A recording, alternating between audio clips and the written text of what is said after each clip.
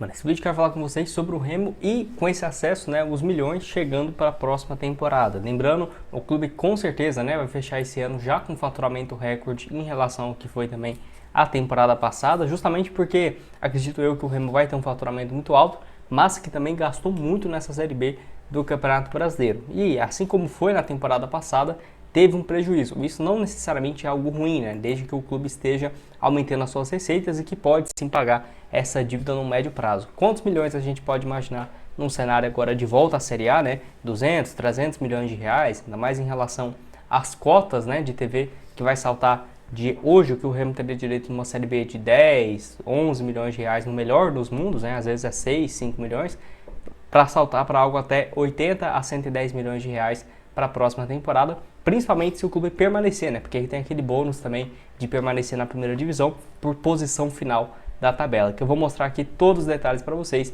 e que sem dúvidas, né, esse acesso foi fundamental da parte financeira também do clube, fora a questão da torcida, de ver o clube na Série A, grandes jogos ano que vem no Mangueirão, uma chance do clube, por exemplo, fazer uma campanha boa, ir para uma Sul-Americana, que seja um objetivo mais viável, né? Hoje em dia, 15º lugar vai para a Sul-Americana, ver o Remo numa competição internacional também seria muito bacana.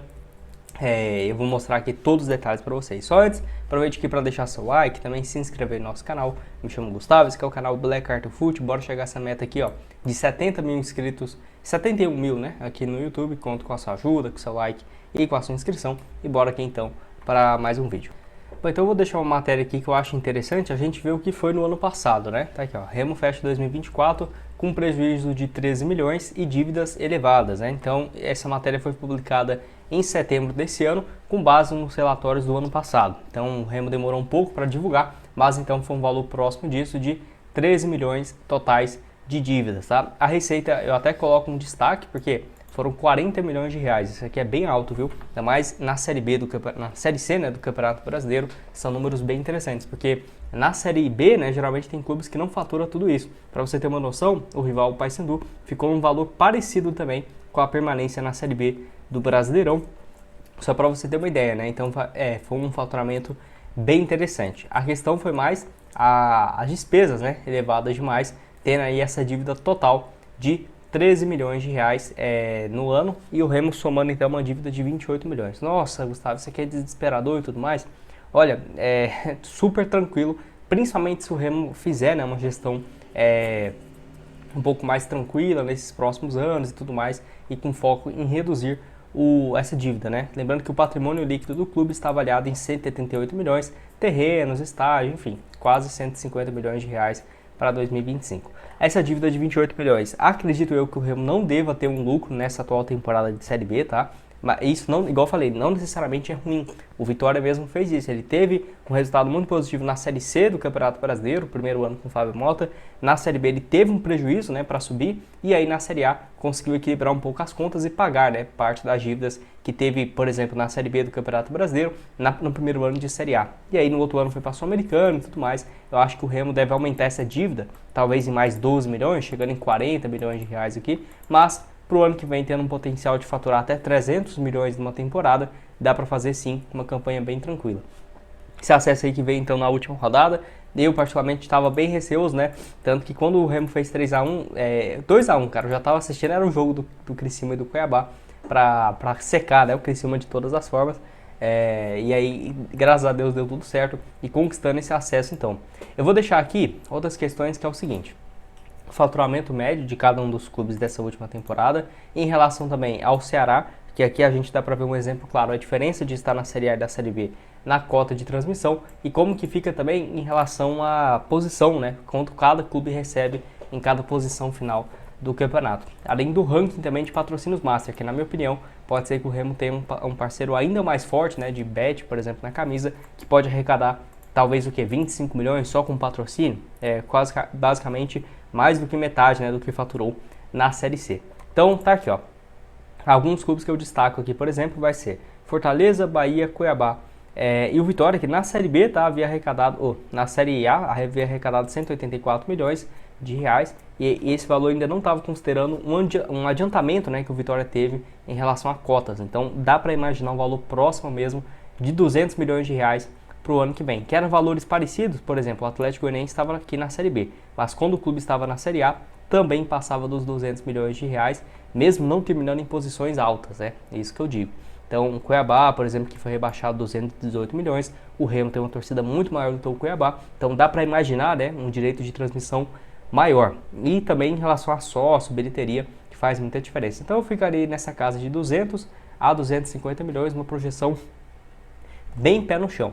Além do mais, tem a questão que eu falei para vocês, né, da posição final da tabela, que faz muita diferença. Por exemplo, o clube não caiu, 16º, 16 milhões. Valor bem próximo, né, para o 15º, 14º. Então, vamos considerar que o clube vai receber 70 milhões de reais de direito de transmissão e terminou em 13º lugar. Mais 17, 18 milhões de reais. Esse valor foi do ano passado, então para esse ano ainda nem temos esses números. Para o ano que vem, você pode colocar um aumento de 20% aqui, né? Talvez esse aqui, ó, o 16º lugar vai pegar uns 18 a 19 milhões de reais.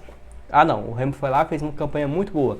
10º lugar, quase 30 milhões de reais. Um Mirassol, por exemplo, nesse ano vai embolsar quase 45 milhões de reais também na 4ª colocação, né? Que faz muita diferença. E aí tem esse balanço aqui do Ceará, né, que igual eu havia comentado para vocês, para você ter uma noção, a diferença que faz, né, estar na primeira divisão em 2021, quando o clube ficou na Série A.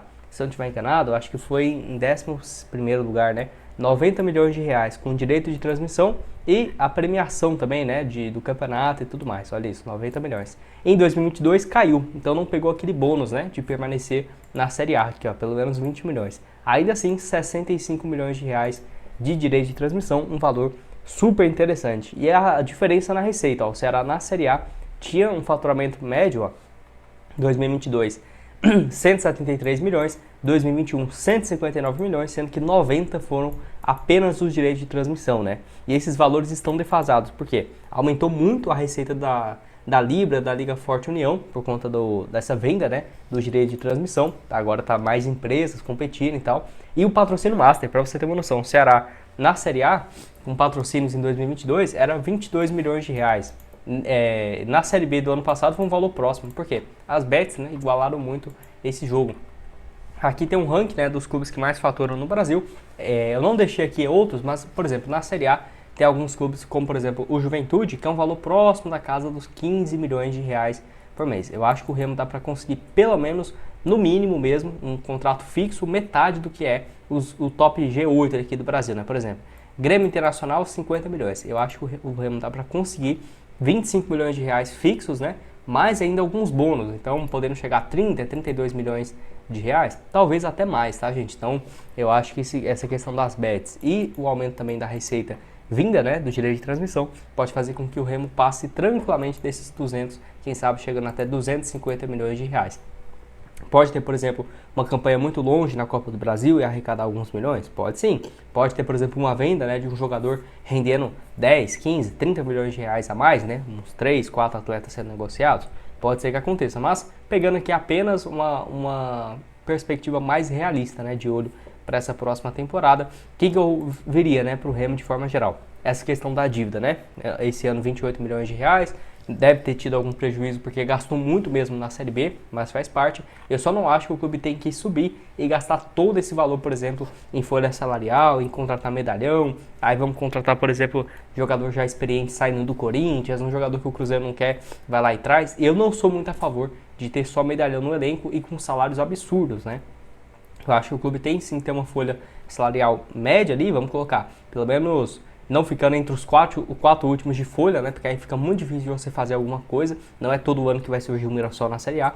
E aí, você investir na sua infraestrutura. Então, eu vou até trazer um vídeo aqui essa semana também, vou gravar na sequência desse aqui, falando um pouco mais da questão, né? De investir no seu CT, investir, por exemplo, no seu estádio, ter uma infraestrutura ainda melhor, investir nas categorias de base para você assegurar um futuro ali com vendas, com percentual de jogadores que vão ser negociados no futuro não tão distante. Então, na minha opinião, o Remo também tem que investir na sua infraestrutura e não deixar de lado, né? Não deixar esses 200, 250 milhões, deixar 180 milhões de reais só de folha de salário de jogadores, né? Então, acho que não faz muito sentido. Dá uma equilibrada na sua dívida, dá também essa questão de investir na sua infraestrutura.